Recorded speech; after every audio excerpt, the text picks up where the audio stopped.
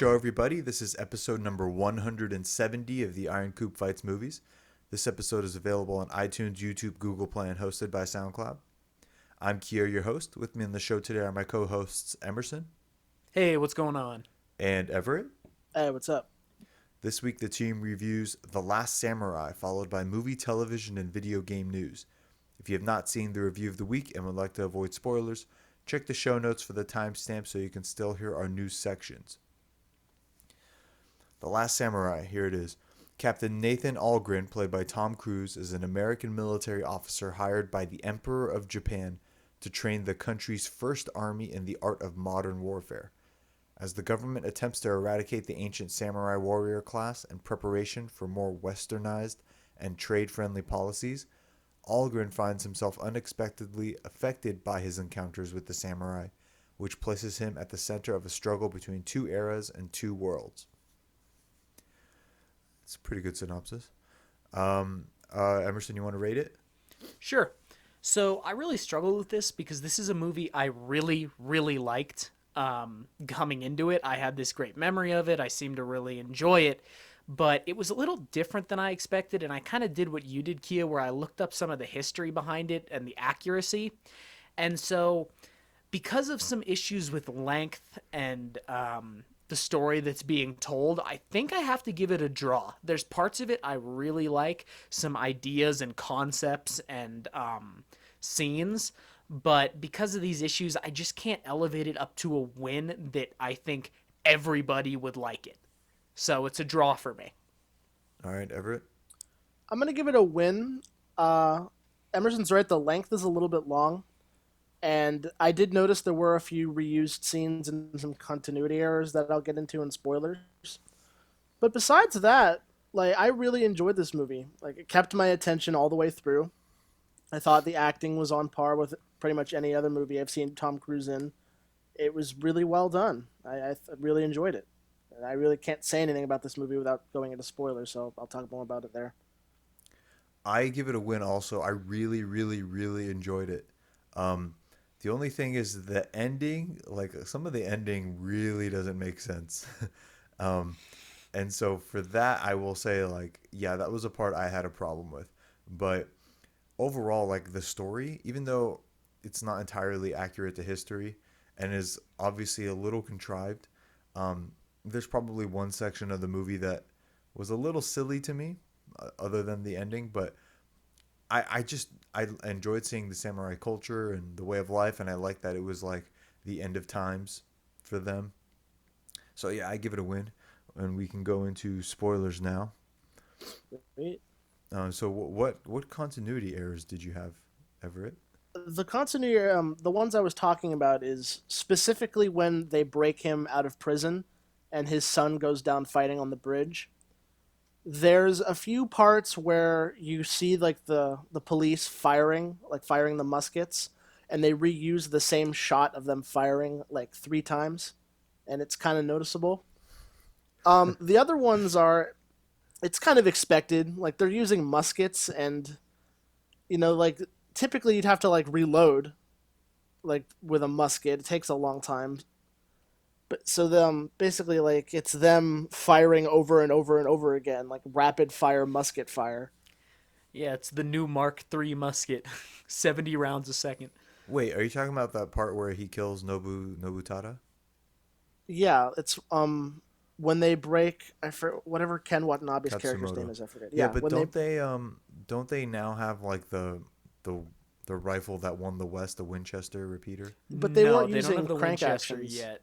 They were using muskets that you had to pump reload. Like it takes a long time. And throughout this entire movie they do it where They were using muskets in that scene? I thought they were using the new weapons that they had. No, the no. only ones who use a Winchester in Japan are Algren, and the Scottish guy. Yeah. Huh. Okay. Um uh where should we start? So, you guys know, I guess I'll go over some of the accuracy, but you guys know that the real Last Samurai story is based on a British guy. I read it was a French guy. Interesting. Yes, you're Because right. I It's French. Yeah. Hmm. yeah, and like he was sent to that specific clan, which was the Obanaga clan, and then he like stayed when the rest of the advisors went home, and he like helped them until they got crushed. But here's the thing.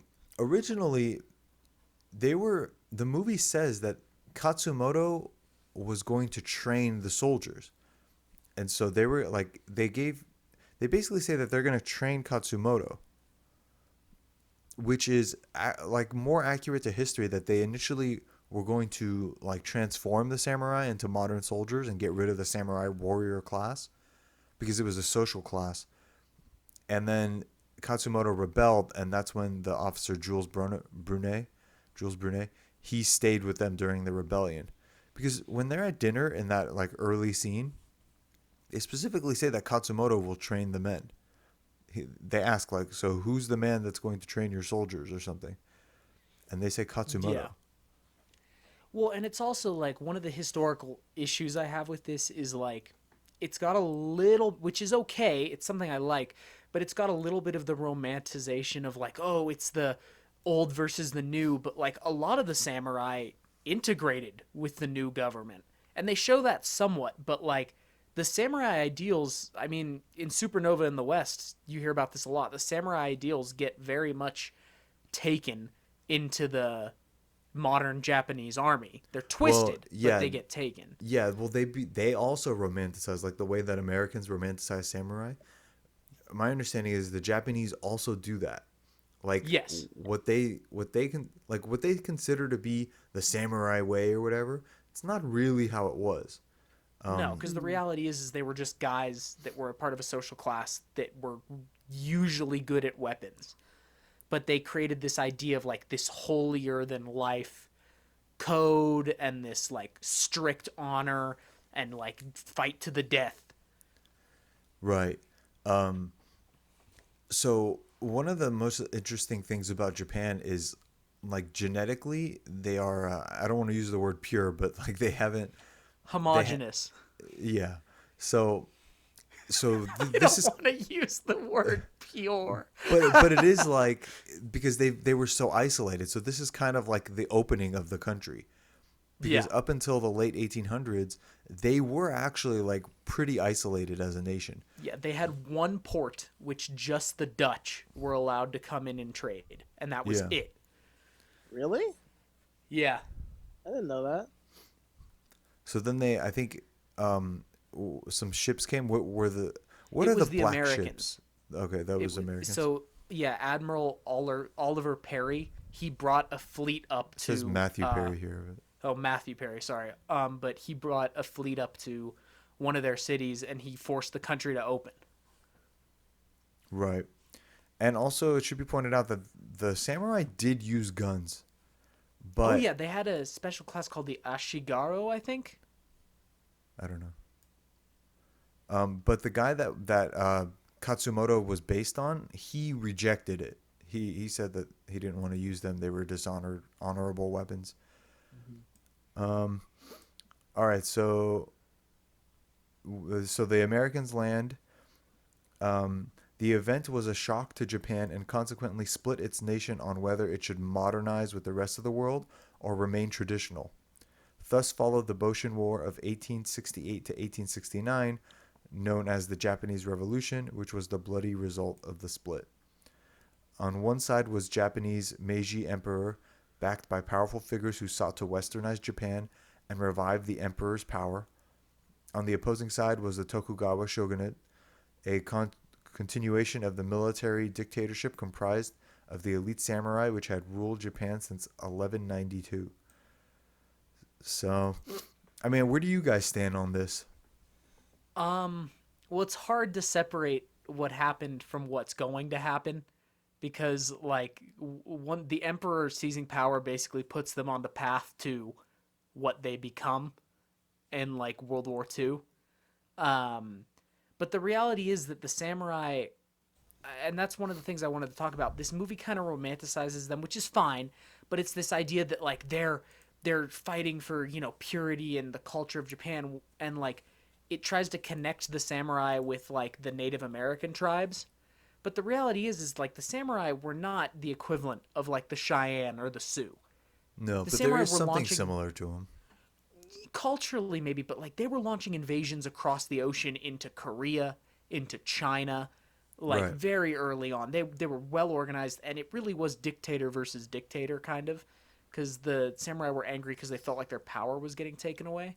But Right. at the same time, if Japan didn't modernize like it did, it would have gone the same way as the rest of the world at the time, like China, and been carved apart by the Europeans. Right. Right. So what I was saying, the way that they're similar to me is like from Algren's point of view in this film, he's eradicating another like people. You know, because they did that to the Native Americans. They basically cut through them, and now he's doing it again, essentially to this other group of people that are trying to resist extermination, and he's basically like there to exterminate. So in Yeah, that sense, they're similar. yeah. Can someone Um, remind me what year does this take place in? this is it says like 1870, I think. 1870 something, yeah. Yeah. 1870. Okay. Because it's after the Civil War. So yes, the French military veteran Jules Brunet was in Japan when the Civil War broke out, and let's see, it's talking about him. He was very like a high rank. Um, in 1867, Japan's Tokugawa shogunate, is it shogunate? Is that how you pronounce that? Yeah, it's Shogunate. Shogunate requested help from Napoleon III's Second French Empire in modernizing their armies. Brunet was sent as the artillery expert alongside a team of other French military advisors. The group was to train the shogunate's new troops on how to use modern weapons and tactics. Unfortunately for them, a civil war would break out just a year later between the shogunate and the imperial government. In 1868, Brunet and Captain André Cazeneuve, I don't know, another French military advisor in Japan, accompanied the shogun and his troops on a march to Japan's capital city of Kyoto. I guess they kind of had that in the movie, right? The Yeah. shogun's army was to deliver a stern letter to the emperor to reverse his decision to strip the Tokugawa shogunate, or the long-standing elite, of their titles and lands. However, the army was not allowed to pass, and the troops of Satsuma and Choshu feudal lords, who were the influence behind the emperor's decree, were ordered to fire. Thus began the first conflict of the Boshin War, known as the Battle of Toba Fushimi. Although the shogun's forces had 15,000 men to Satsuma Koshu's 5,000, they had one critical flaw: equipment. While most of the imperial forces were armed with modern weapons such as rifles, howitzers, and Gatling guns, many of the shogunate's soldiers were still armed with outdated weapons such as swords and pikes, as was the samurai custom. The battle lasted for 4 days, but it was a decisive victory for the imperial troops, leading many Japanese feudal lords to switch sides from the shogun to the emperor. Brunet and the shogunate's admiral Enomoto Takeaki fled north to the capital city of Edo, modern-day Tokyo, on the warship Fujisan. Um, One thing I read, because I was reading the samurai books, the primary weapon of a samurai was the bow and arrow Yeah. on horseback, kind of like the Comanche, except the Comanche I think were a little better because they could shoot like from underneath the horse. They would like hang underneath Yeah. it. Um, Who do you guys think would win, the samurai army or like a Native American army? It depends how they're fighting. If it's like the samurai are coming for the Native Americans, they're not going to catch them. right. But like, if they're in like a small enclosed space and the Native American can't run, then the samurai are probably going to win because they have more armor.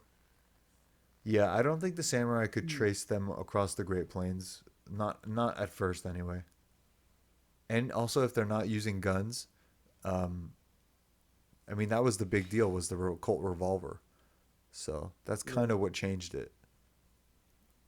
And like destroyed the Native Americans immediately because they could fire multiple rounds without reloading. Yeah. That was basically it. And then that destroyed the Native Americans. So before that, it was basically like they would attack or you would attack, but mostly they were just hard to find.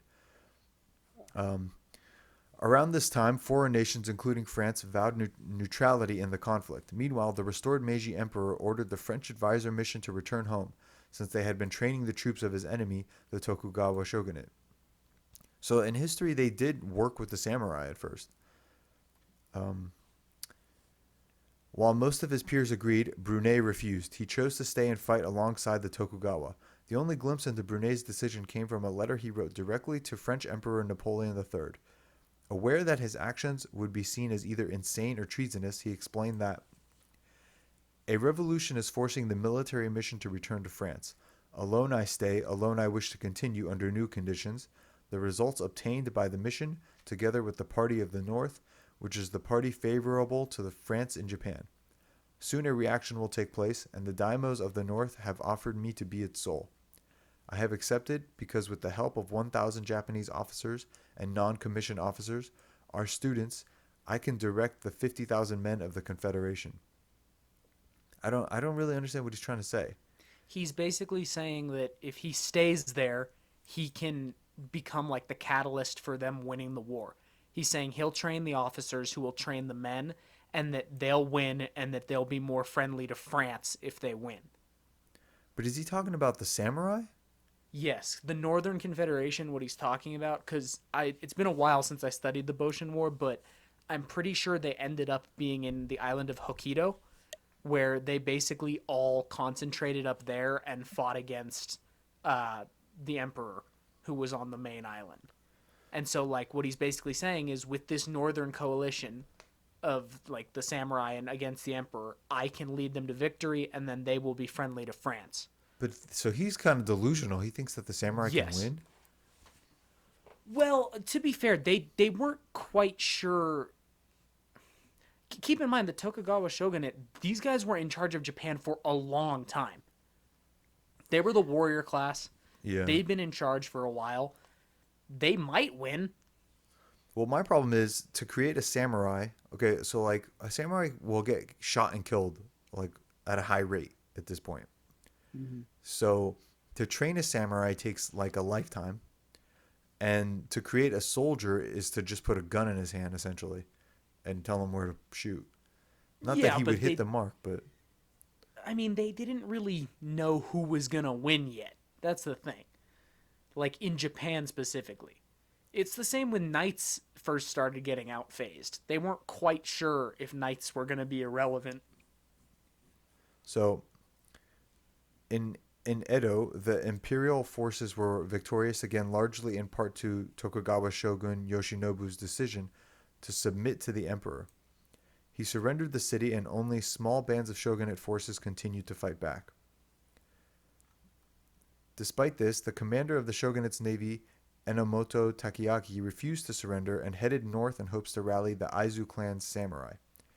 They became the core of the so-called Northern Coalition of feudal lords who joined the remaining Tokugawa leaders in their refusal to submit to the emperor. The coalition continued to fight bravely against imperial forces in northern Japan. Unfortunately, they simply didn't have enough modern weaponry to stand a chance against the emperor's modernized troops. They were defeated by November 1868. Around this time, Brunei and Enomoto fled north to the island of Hokkaido. Here, the remaining Tokugawa leaders established the Ezo Republic that continued their struggle against the Japanese imperial state.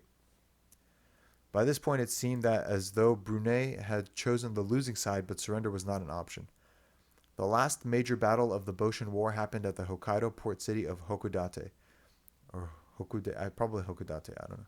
In this battle that spanned half a year from December 1868 to June 1869, 7,000 imperial troops battled against 3,000 Tokugawa rebels.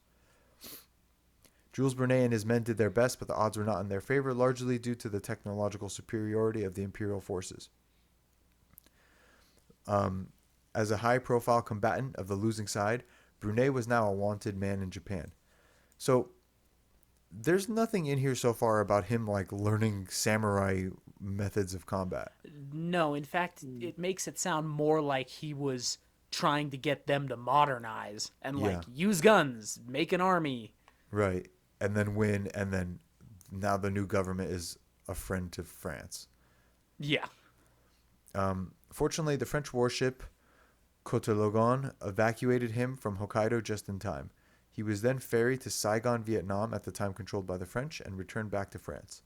Although the Japanese government demanded Brunei receive punishment for his support of the shogunate in the war, the French government did not budge because his story won the public support. Instead, he was reinstated to the French army after 6 months and participated in the Franco-Prussian War, during which he was taken prisoner during the siege of Metz. Later on, he continued to play a major role in the French military, participating in the suppression of the Paris Commune in 1871. Meanwhile, his former friend Enomoto Takayaki was pardoned and rose to the rank of vice admiral in the Imperial Japanese Navy, using his influence to get the Japanese government to not only forgive Brunei, but award him a number of medals, including the prestigious Order of the Rising Sun. So he would be most remembered as one of the key inspirations for the 2003 film The Last Samurai. That's talking about Brunei. Just the small aside there, that siege of Metz where he gets captured, that was the moment in the Franco-Prussian War where literally one half of the French army got captured in one stroke, including the emperor. Jeez. So this is talking more specifically about differences in the movie. Unlike Brunei, Algren was training the imperial government troops and joins the samurai only after it becomes their hostage. So, further in the film, the samurai are sorely unmatched against the imperial in regards to equipment. In the true story, however, the samurai rebels did actually have some Western garb and weaponry thanks to Westerners like Brunei who had been paid to train them. Meanwhile, the storyline in the film is based on a slightly later period in 1877, once the emperor was restored in Japan following the fall of the shogunate. This period was called the Meiji Restoration, and it was the same year as the last major samurai rebellion against Japan's imperial government. These Japanese paintings that are in this article, like they have like a really crazy art style. Yeah. Like, how did they make these? That's some of that isolation you're talking about, because they developed like an art style basically on their own. And what they would do is they'd occasionally take stuff from China, but then they would keep it in Japan for hundreds of years and it would become its own thing. Right. So this rebellion was organized by the samurai leader Saigo Takamori, who served as the inspiration for the Last Samurai's Katsumoto, played by Ken Watanabe. In the true story, Watanabe's character, who resembles Takamori, leads a great and final samurai rebellion called the Final Battle of Shiroyama. In the film, Watanabe's character Katsumoto falls, and in reality so did Takamori. The battle, however, came in 1877, years after Brunei had already left Japan. So that's a pretty big difference. More importantly, the film paints the samurai rebels as the righteous and honorable keepers of an ancient tradition, while the emperor's supporters are shown as evil capitalists who only care about money. As we know in reality, the real story of Japan's struggle between modernity and tradition was far less black and white, with injustices and mistakes on both sides. The Last Samurai was received well by audiences, though not everyone was as impressed. Critics in particular saw it as an opportunity to focus on the historical inconsistencies rather than the effective storytelling it delivered.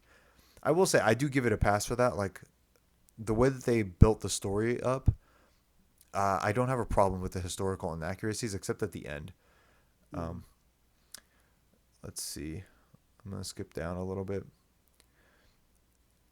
Some of the true motivations of the samurai. Many samurai fought Meiji modernization not for altruistic reasons, but because it challenged their status as the privileged warrior caste. The film also misses the historical reality that many Meiji policy advisors were former samurai, who had voluntarily given up their traditional privileges to follow a course they believed would strengthen Japan. Also, like, life as what I read was life as a samurai. It didn't suck, but it was a lot harder than like just getting paid to be a soldier. Yeah, and especially like a lot of the samurai were not super high ranking like lords. Yeah. Like you could be a low ranking samurai and you're basically still a peasant, you just have weapons and armor and a Right. little bit of status. Right.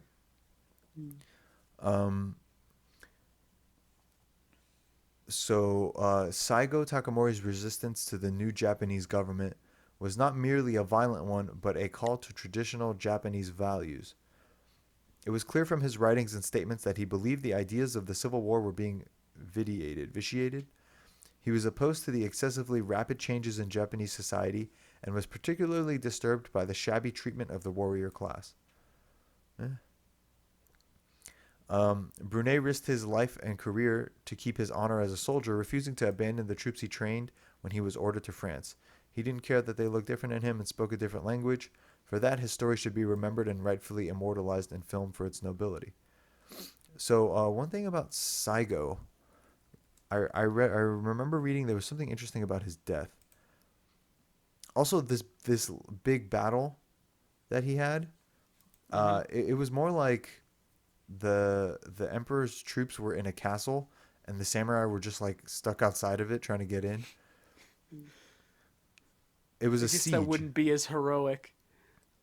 The rebels fought two significant battles against the central government: the siege of Kumamoto Castle and the Battle of Tabaruzaka.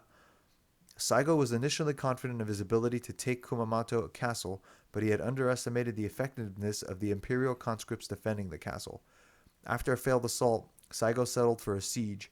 Imperial reinforcements eventually forced their way through the rebel lines at the Battle of Tabaruzaka, eventually lifting the siege. The remnants of Saigo's army retreated before the advancing Imperials, who whittled it down relentlessly. Eventually, Saigo and his final remaining samurai were encircled and annihilated at the Battle of Shiroyama. Saigo's death brought the Satsuma rebellion to an end. During the Battle of Shiroyama, Saigo was badly injured in the hip. However, the exact manner of his death is unknown. There are no published reports by eyewitnesses. The accounts of his subordinates claim that he stood up and committed seppuku after his injury, or that he requested that the comrade Beppu Shinsuke assist his suicide. 3 first-hand accounts of the condition of his deceased body exist. It is said that he was shot in the femur, then he thrust a sword into his stomach region, then he had his head decapitated deliberately by a fellow citizen. All 3 accounts report that the body was decapitated. 2 describe a bullet wound to the hip or thigh, as none of the eyewitnesses' accounts mention a wound to the abdomen or any fresh sword wound at all. It is unknown if Takamori pierced his stomach with his sword. In debate, some scholars have suggested that neither is the case and that Saigo may have gone into shock following his wound. Losing the ability to speak, several comrades, upon seeing him in this state, would have severed his head, assisting him in the warrior suicide that they knew he would have wished. Later, they would have said that he committed seppuku to preserve his status as a true samurai. It is not clear what was done with Saigo's head immediately after his death. Some legends say Saigo's manservant hid the head, and it was later found by a government soldier. The head was somehow retrieved by the government forces and was reunited with Saigo's body, which was laid next to that of his deputies Kirino and Murata. That was witnessed by American Sea Captain John Captain Hubbard. A myth persists that the head was never found. So yeah, I thought that was a cool story. Interesting.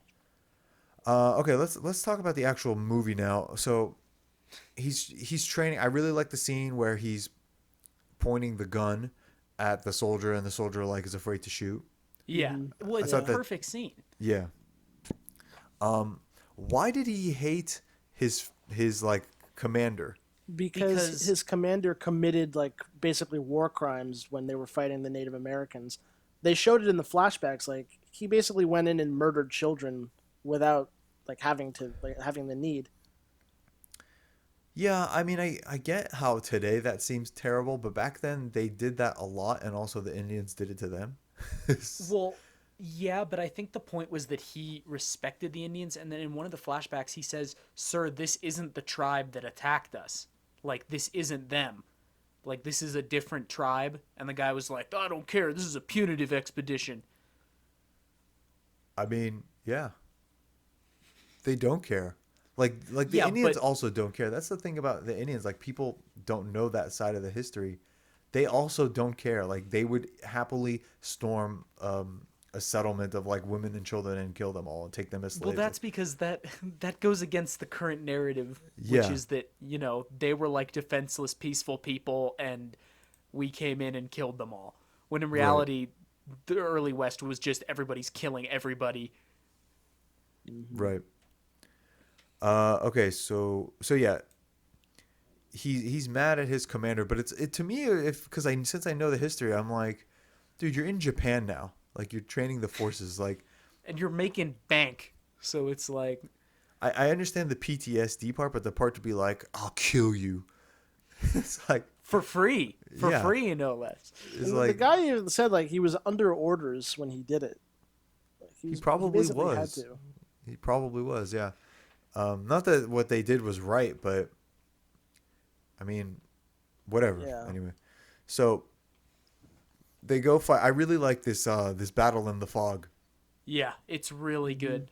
And the way they are able to show how the samurai spirit versus like the weak spirit of the conscripts. Like I love that scene where you hear the first yell and then you hear all the roaring and like the troops are like what the fuck is going on, and then it goes quiet and then you start to hear like the jingling of horses. I recommend the soundtrack. I bought the soundtrack a couple weeks ago. Uh, it's really well done. I really like the theme, and Yeah, it's Hans Zimmer. yeah, this battle has like a good track to it. Um, so the Red Warrior appears, and Algren is like taking off his horse, and he's fighting hard. So Katsumoto later talks about how the tiger's eyes are his own eyes.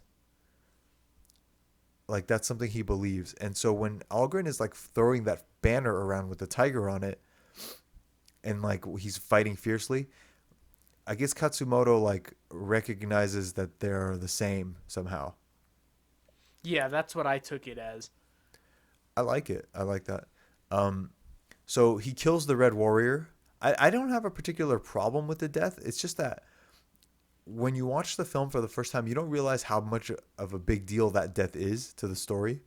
Right, cuz it doesn't get revealed until like later, Yeah, like who this is, what the connection is. because it's mostly like movie nonsense. Like, oh, he kills him like suddenly with the pike. Like, how could you even reach up that far, honestly, and deliver enough force to like? I just don't see it happening. But You know what is kind of funny though when you think about it after watching this movie? He basically is directly responsible for getting every single person of that family murdered. Like he kills the woman's husband on the battlefield. He then indirectly gets the Katsumoto's son killed on that Nobutada, bridge, yeah. and then and then Katsumoto dies, and like that poor woman back at the village is now left with nothing but her kids. Well, Katsumoto's not his fault. No, I know. It's but basically like everybody dies. So I Um, think the title is actually rather fitting.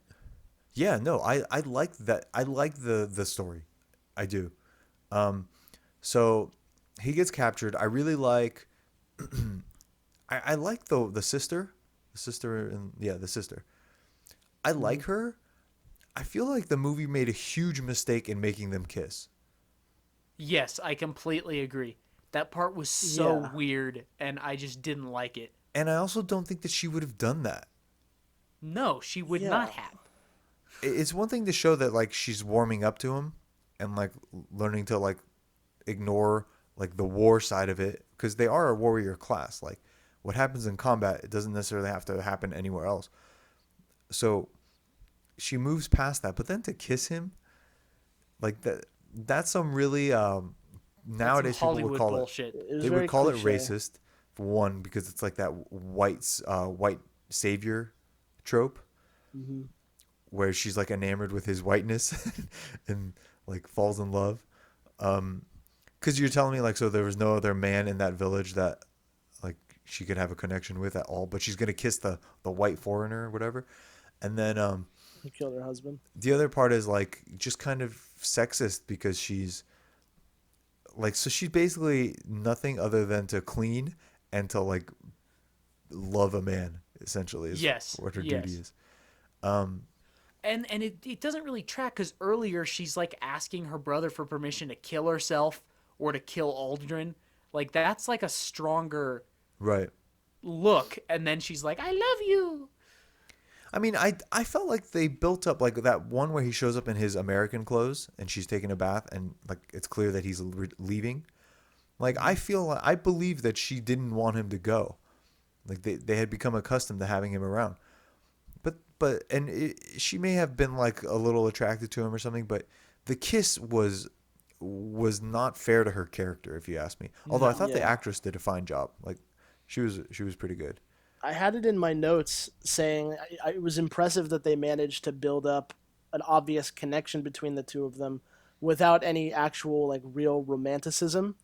And then immediately below that, I put "never mind" at that kiss scene, Yeah, like the because you're entire way right. up. It really was pretty well done up until that point. And they just like I'm sure that was studio interference is like Tom Cruise has to get the girl. That's what audiences want. And I bet you a lot of like the white people that saw this were happy to see that. Hmm. Yep. And I'm sure like a lot of the Asian people were like, what the fuck. At least he didn't sleep with her. Yeah, At that least they would have didn't. Yeah, ruined see, it. I didn't remember whether that happened or not. I had Right. forgotten about the kiss and everything. So when that started, I was like, oh God, how far is this going to go? But that's how you know, because that's how you know that they originally were probably not going to have the kiss, and then someone said you need to have something. They're Because trying to if figure out like where do we draw the line? yeah, Because like if you make him sleep with her, that's not a good look considering A, he murdered her husband, and B, yeah, they've known each other for about a year, right? So this takes place over the course of like a year. Am I yeah, wrong? I would bet that they originally didn't plan for them to kiss. Yeah. No, but see, if they slept together, then you could have his son in the sequel. Yeah, And it the could last be like, samurai son. The, the second to last samurai. and somehow like the half white guy is the last samurai. So I also really liked Ujio. Yeah, yeah. His character's very good. He was like the badass right hand man. Yeah. Oh, the guy who was teaching him sword fighting. Well, yeah, I mean teaching is a loose A way. strong word. A strong word. He was like beating his ass. The guy who Yeah. beat the shit out of him with a stick. I mean, I like that there was some resentment towards the enemy because that is a kind of a hard switch to turn off. Like for all we know, Ujio was like best friends with the Red Warrior. Yeah. Well, it's also harder to turn off the resentment towards the guy who doesn't need to be there. Like, you can hate the Japanese conscript who's working for the emperor, but it's like, okay, he's your countryman. But this is a guy who literally came here from a foreign country to help defeat you. Yeah. Like, he's here on purpose. I also felt like I wish they would have explored some of the discussions, like some of the conversations with Katsumoto. I wanted to see more. I wanted them to Yeah, talk more. I agree. I agree as well. I wanted Like, to know what talking he'd more be about curious history. about. Yeah, Yeah. they were always I cutting like them that short. scene. I like that scene where yeah, it is cut short, but I like that scene where he's like talking to him about Custer and asking like, were you a general? Were you a low rank? Like, did you kill Right. people? Like, Right. I really like that because that's one of the things that I think makes this movie so amazing. Because there is something innately interesting about the idea of two cultures that are Yeah. similar in some ways, but also very different and have totally different histories meeting and like just learning about each other. Yeah, yeah. I would have. I mean, like you complained about the length, so probably there were more scenes like that. But if there were more scenes like that, I would have been happy with it. My issue is that around like the second to third act, it just starts kind of dragging on a little bit. There were some scenes in there where it was like I found the most interesting parts to be their conversations and him like discovering the culture within the village. But then there's a period of time where he like kind of stopped doing that and You're getting a little it's quiet. about Emerson. other stuff instead. Did you hear me? Okay, sorry. Yeah. Yeah. Well, because the movie's like 240 minutes, and at the 2 hour mark is when they start preparing for the final battle. So the last 40 minutes are the battle, the third act. But right before that, I like when they go into the city, and this is where the story kind of gets a little flimsy. They go into the capital or whatever, and I like when they show up and everyone's like, the samurai are here, run. It shows you like how they're depicted in society now. Like in reality of the society. I really like when Katsumoto tries to join the council. The movie doesn't address that many of those men there were former samurai. Like, so that would, that's kind of an interesting thing because Right. they don't agree with him. And I like that little arc with the Meiji Emperor where he at first like really seems like he's gonna do whatever Katsumoto says, and then when the time comes, he like hangs him out to dry. Yeah. And Katsumoto knows, like, and I like his like his boldness to literally be like, I will take my life right now. Just say the word. And he doesn't say it.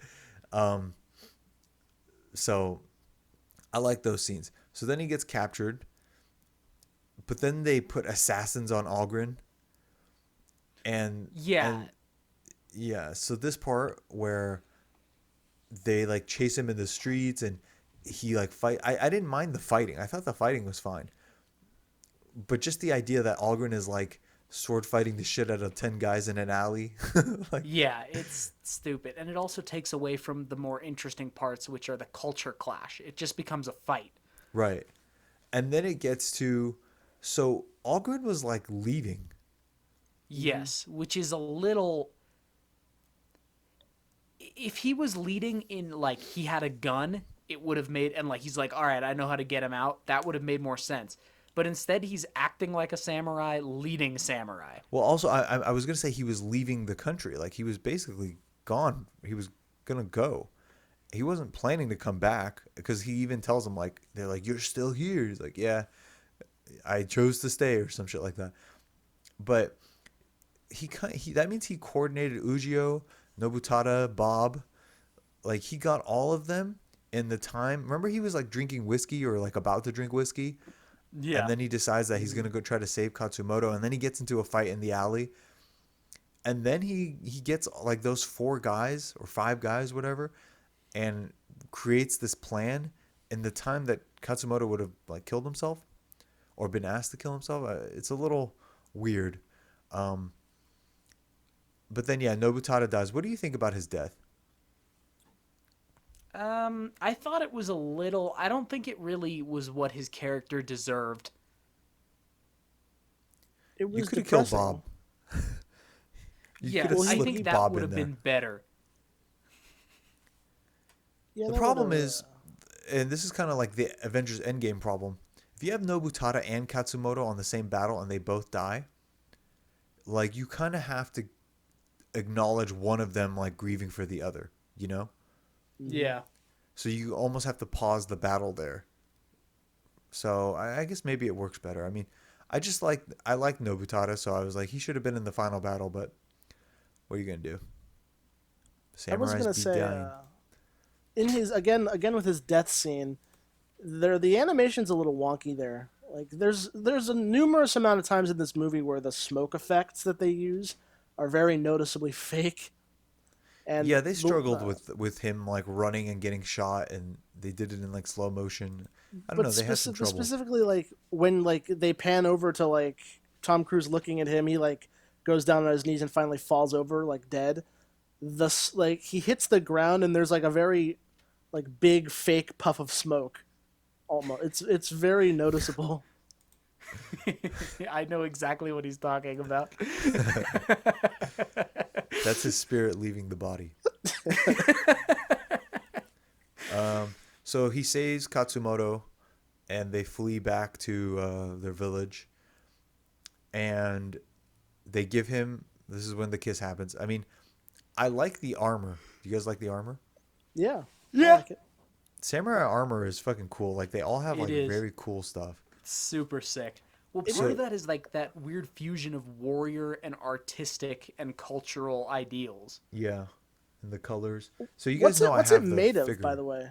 What is that armor made of? Is it wood? No, Isn't it leather with steel or iron, like mail It's- beaten into the leather? what's lacquer? I'm pretty sure it's like similar to leather. It's like a form, like a treated leather. It's okay. Whatever they're doing, they're using lacquer on it. Like resin? I think it's a lacquer means a range of clear or colored wood finishes that dry by solvent evaporation or a curing process that produces a hard, durable finish. And like that's kind of what they use. That's also what they did to the heads that they cut off. Well, They I was would thinking to myself, like, lacquer first of them. all, he doesn't wear a helmet at all at that final battle, which was kind of stupid considering there was guns It's in stupid. play. There's obvious reasons for that. Yeah. But secondly, I'm thinking to myself, like, if that armor is really made of like durable material, The The fuck is bullets were going on? going One through sec. them like nothing. Well, I Like it don't almost think. made it look like it was made of wood. That's why I asked, like if it was made of Well, wood. I mean, I think on some level they are, but I think also the movie wants to show you that the bullets will kill them. Hmm. So I don't know. Like, obviously, we heard Saigo, like, he got shot in the hip or something. Dude, there's a woodpecker on my roof that's pecking on the roof. I heard it for a second. Um, like, I don't think that the armor was bulletproof. So, Right. but it probably did deflect the blow on some level because the musket shots were not like super penetrative. They were like blunt objects mostly. Yeah, that actually reminds me of something. Emerson, this is something I wanted to say to you about this like final battle scene is when eventually they get to the final back line and they mow everybody else down with those Gatling guns. That was a great scene. It was a great scene. It reminded me of something you told me like years ago. It was some I think it was World War One. It was like the end of traditional battle warfare. It was like the Oh, the British Army, Somme, like when what they was it? The British walked Army? towards, yeah, they walked towards, at the battle of the first day of the first battle of the Somme, the The British Somme were like, River. yeah, they were walking towards the German lines, like in like classical tactics, where they were, there were like officers with canes and stuff, and they were just advancing, and the Germans were dug in with machine guns, and so that was the end of that because the Germans just destroyed them. The British took so many casualties in the first day. I have to look up how many exactly. There's a movie called The Somme, which I've been meaning to watch. But yeah, that's that whole ending scene reminded me of that, like the end of traditional warfare. Oh yeah. I thought the whole battles there were pretty good. I like Oh, that here they we go. referenced Thermopylae. I The thought that first day of whole the Somme was the deadliest day in British military history, with 57,470 British casualties, of which 19,240 were killed. That's one day, the Jesus, first day of the battle. that's insane. But anyway, like I was saying about the whole Thermopylae thing, where he's telling him about like the Spartans fighting. I thought that was a little cliche. I liked it, but the fact that he was like, oh, there's this old battle that took place at Thermopylae, like 300 brave soldiers fought off the Persians, and he specifically doesn't tell him that they all died until like the very end. Yeah, He's but like, that's what he likes, though. Like Yeah, I think it's that's I cool. cool. I believe, like it. and also I Dead to like the that last scene. Like, man. I think that's awesome because that's an American basically telling the Japanese, like, yeah, we have this mythos in the West of these warriors, and like I believe that that's something that Katsumoto would connect with. He'd be like, I like that idea. He does. Like, you're He dying. like obviously smiles when he says Yeah, dead to no, the no, last no. I man. know, but what I'm saying is, I wish we could see more of that, like more of conversations and just talking Yeah. and like Well, philosophy of death. they did spend like the majority of the conversations in this movie of the two of them talking about stuff like that. Like when they were talking about whatever, I forget the name of the soldier's name where that got his entire regiment killed. Like he's like, oh, it was a good death, it was an honorable death, or something along those lines. Like he says stuff like that a lot in this movie, and they kind of built up the fact that he was going to have an honorable death, and I did enjoy that. Um. So yeah, like then there's that big clash where they ambush the soldiers and they're just fighting. Like there's a lot of good. It's intense action there. Ujio gets shot. That's too bad. But he just sucks it up and hangs on. Um, I think Bob die there? Yeah, he takes the bullet He for Algren. sacrifices himself. And then they have that final charge where they run through the first like group of people, and Algren kills the commander. That was I probably like one of my favorite deaths in this movie. Is he fucking throws the sword at him. It is they how did they film that with the horses like running right at you? How the fuck did they film that? I have no idea. It was cool.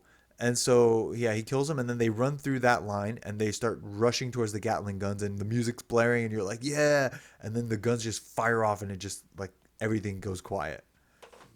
It's pretty good. It's a pretty good Yeah. scene there.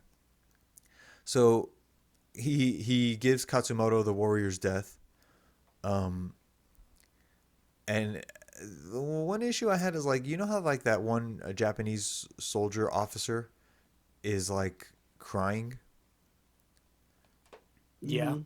So that's not really established that he loves the samurai or like has high respect for them because so he's like doesn't he refuse to like keep firing or something? He He orders them to tells him to stop stop firing against firing orders. and bows, doesn't he? Yeah. Yeah. Yeah. Everybody bows. Like Umagu tells him to keep going and he refuses. It's like, okay, that wasn't really established that this guy was like had mixed feelings about this. But okay. Then everybody kneels, which I'm like the civilian population was terrified of them. So these are like conscripts and they seem to have like great honor for the samurai. I took it more as it was well known that Katsumoto was like a very close friend to the emperor. Like he was his teacher, he was one of his confidants, and despite the fact that they had just fought and killed his entire like group, like there's still an honor in death of sorts, especially in Japanese culture. So they were paying homage to that. I'm just saying no one seemed to like Katsumoto except for the emperor in like the entire society that we see. Um anyway, so then they bow and the Americans are going to sign the trade agreement, which they do sign in reality, don't they, in history? Yes. But I So, think they sign it with everybody, not just America. yeah.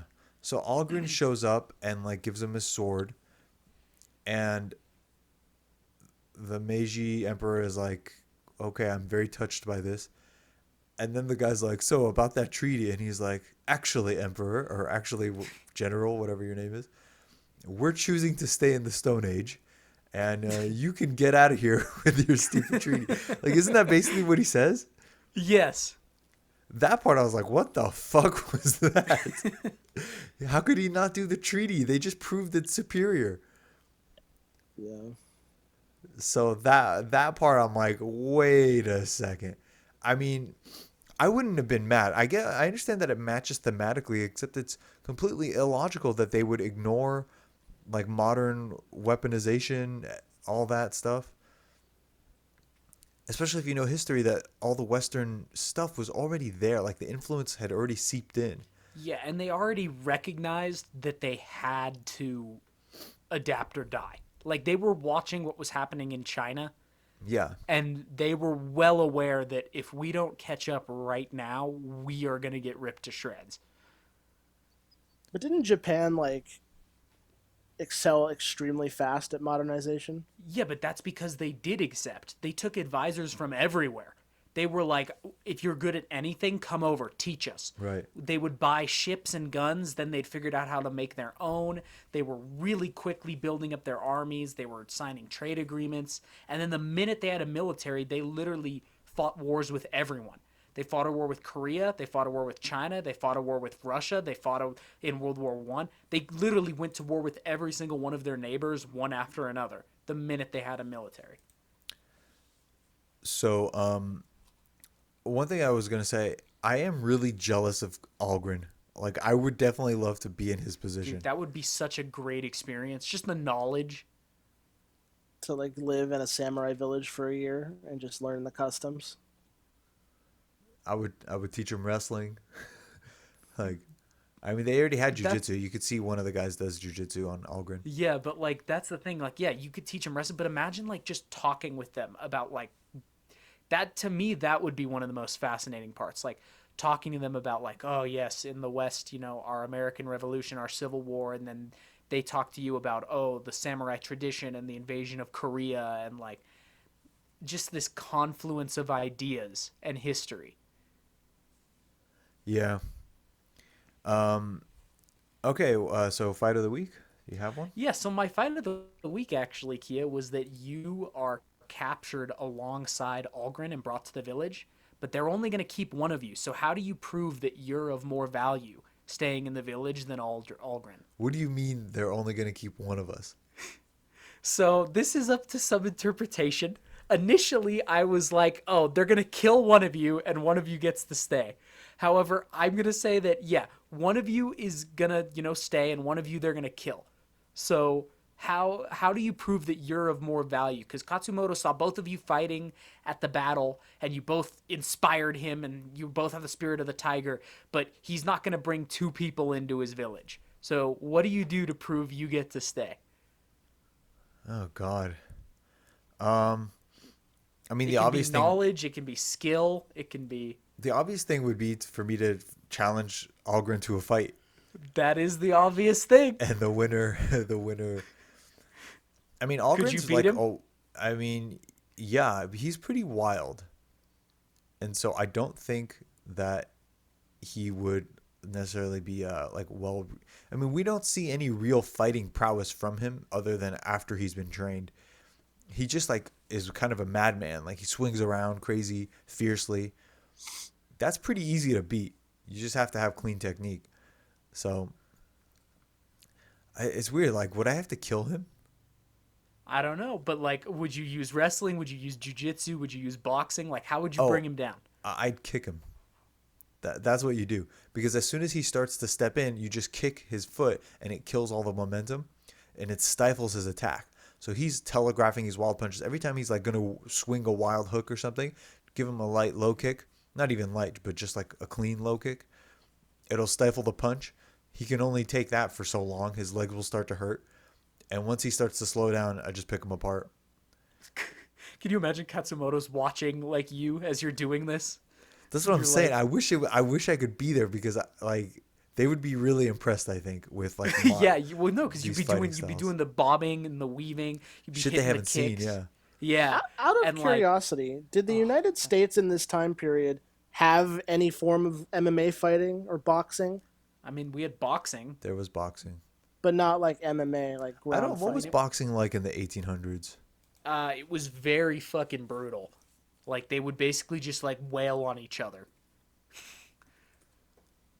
Let's see. Most boxing matches of the early 1800s were conducted under London rules, which were based on a set of rules laid down by English boxer Jack Broughton in 1743. A round in a fight would last until a man went down. Jesus Christ. I told you. So every round was like until a man went. I mean, then you probably only had like two rounds.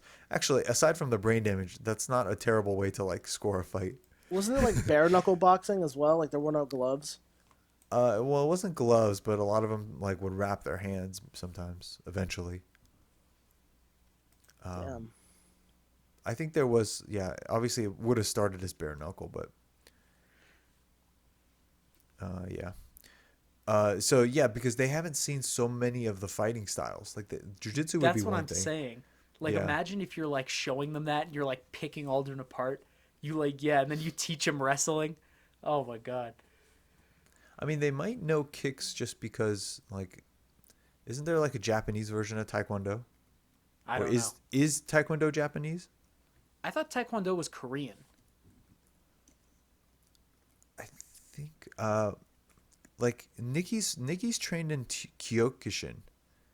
Isn't that is Taekwondo Korean or Japanese? Taekwondo typically refers to martial arts practice in Korea during the 1940s and 50s. Okay, so it's too early for that. What about Kyokushin? Kyokushin karate. It's Korean Japanese. Founded in 1964. Wow. A lot of the martial arts are newer. Like So- the popular ones. What year were they doing Japanese jiu-jitsu then? Was that just like traditional Japanese jiu-jitsu developed as a system of fighting? Origin. The oldest form of jiu-jitsu was Takanouchi Ryu, which was founded in 1532. So Seems about so right. they would have had the jiu-jitsu and probably the judo. Let's see. Yeah, but like the way you would use it today Oh, yeah, versus how yeah. some people would use it that like they would be like, what the fuck is this? Yeah. Teach us.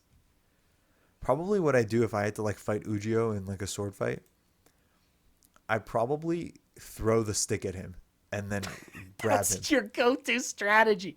You always It do works. that. It works.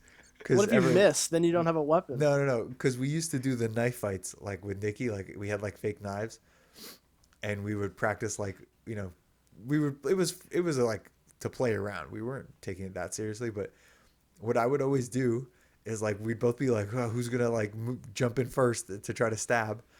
So what I would do is I would always throw the knife at the guy's face. And as he's like flustered, I would grow because it's like that moment where you're like, not only is the knife coming at my face, but he doesn't have a knife anymore. And like by the time your brain processes that, I've grabbed you and I'm like taking you to the Dude, ground. he would do it every time. Like, you'd be watching and he'd throw it, and the other person would be like, ah! And then he's on you, and he would grab your hand where you have the knife, and he was stronger usually. So I'll never forget, Oscar's on the ground, and he grabs Oscar's arm, and Oscar's trying to hold on to the knife, not to let it go. He forcibly brings Oscar's arm with the knife to Oscar's neck and starts slitting his throat. So Oscar's being Jesus. forced to slit his own throat. And while that's happening, he grabs the other knife and starts scalping Oscar.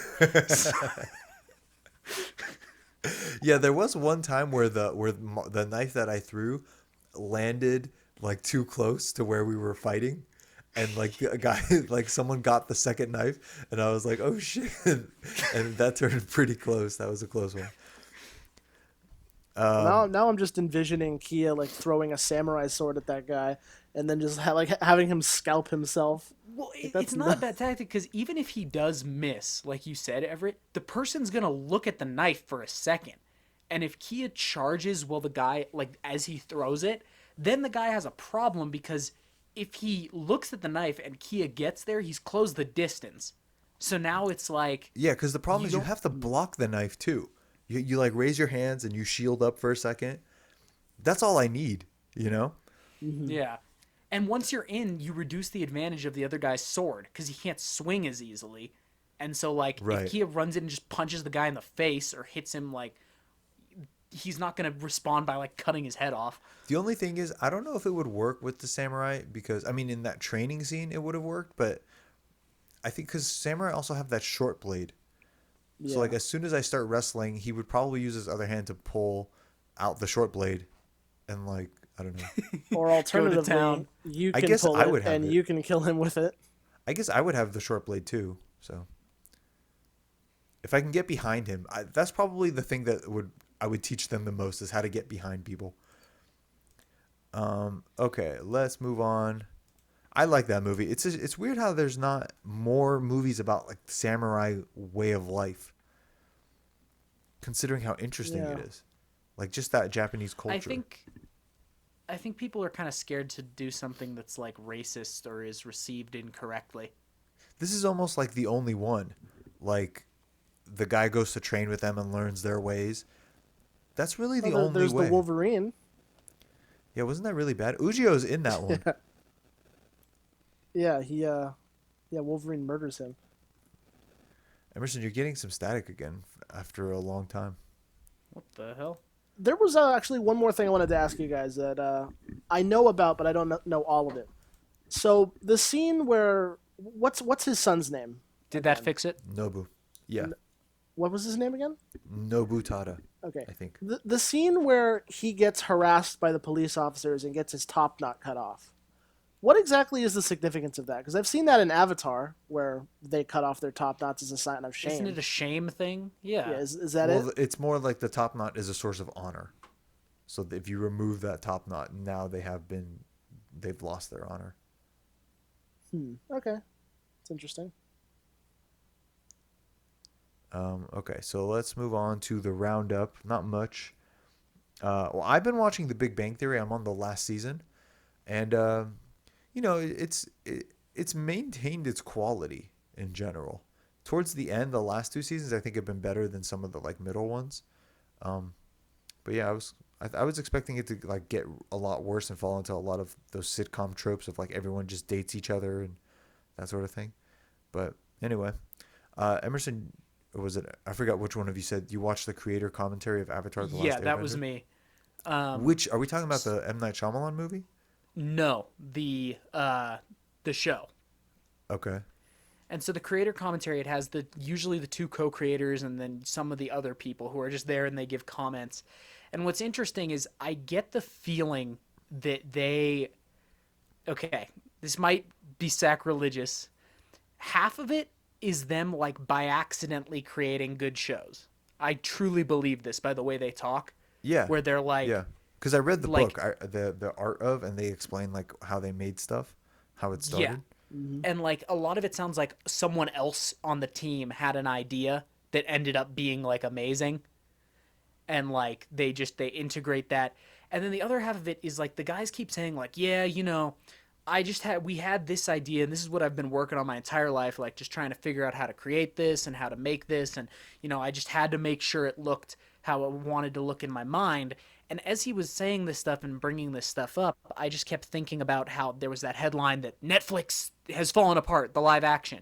And I'm like, no wonder it's fallen apart. If this guy has an idea in his mind about how it wants to look and he's used to working with animation, and he like makes it look how he wants, and then if it doesn't look how he wants, no wonder he's gonna like walk away. Right. So there's like no flexibility there at all. I think he just has an image in his head that he doesn't really register. This is from how he sounds in the commentary. He has an idea of how he wants things to look, and he doesn't really register whether or not it's possible or if it like is like too much. Because he talks a lot about how he's like, yeah, we had to go over this like 70 or 80 times to get the correct look. And so like if he's saying something like that to Netflix and Netflix is like, no, that's too much money, or no, it can't look like that, like on live action it physically won't look that good, I could see him walking away. Yeah, that's understandable. Yeah, well, it makes sense because like maybe he understands, but the amount of time it takes to make something, whether it's long or short, does not come through when you watch it like or where you experience the media like 10 years later. 10 years later it's going to be judged on just the quality of it. Yeah. And you can't say like, well, we can't get this show done by next year unless we like shorten up some of these sequences and blah blah blah. And he's probably hearing that like, I don't want to have my name attached to this mediocre thing, especially after what happened with the live action movie. Like, this needs to be the best it could be, otherwise we shouldn't do it. Yeah. And so, I'm sure money was a big part of it. But all right, moving on to gaming. Star Wars Squadrons had a trailer. Did you see it, Everett? Yeah, I watched it before we started our recording today, and it's just the introduction of like what they're gonna do with the whole campaign. It's basically what we already knew. Like you're gonna go through the campaign playing back and forth as like a rebel pilot and an imperial pilot, and for the most part, like it kind of reminds me of like what Ace Combat was. Like they're saying like, oh, you're gonna have to fight through all these different wars. You're gonna have to take place in battles. Like it seems very intuitive. It has VR support. There's like a number of like different aircraft or ships that you can fly. And I'm not typical like, and I think I said this before. I'm not a big fan of the piloting sections in Star Wars games, just because I'm bad at it. But it actually caught my attention a little bit. Like it looks really clean from what they showed off. I'm sure it'll be different when it releases, but I'm more worried about the fact that they're not going to go far enough. Like Emerson, you remember when Battlefront 2 came out, everyone was really excited like to play as the Imperials, and then the minute you started playing, they immediately switched to the good side. I don't want them to do that with this game. Does that make sense? Like I want them to stick to their certain roles. Like don't play as the Imperials and immediately switch to the Rebellion. Like that's overdone and tiresome. I'm kind of done with Star Wars. Yeah. Well, here's the thing. I was interested in it because, like, okay, a fighter game, but then it's like always online. And the thing with the online, I'm pretty sure it's like PvP. Like, you fight, like, it's built around the multiplayer, from what I understand. So I don't really want to do that because there's going to be some sort of meta that's going to be annoying. and Well, like you're there just is gonna an have to. official. This trailer is official single player. Oh, I didn't see the trailer, but I'm talking about what I know about the game. I know there's like a big multiplayer component, and like that part just doesn't interest me all that much. And then in terms of single player, I very rarely found a game, like a flying game, where the single player is rewarding. Because usually they either let the AI cheat or they just do something that makes it like really frustrating. Like, oh, you have to hit them 10 times to kill them. Yeah. Yeah, there's nothing here that really like. I can't imagine paying $60 for this. It's probably going to be more, right? Something like that. If Is it? it's A, is next it a gen. next? It's a next. Yeah, it's going to be like 70. Some studios, I know like Ubisoft said they're staying at 60. No, it might be. It might be because it's coming out October 2nd. That's not next gen.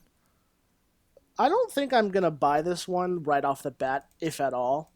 Because if there's one thing I've learned from playing Ace Combat Online, it's that it does not matter how good you are, there is always going to be someone that exploits the game and is better than you no That matter was what. you.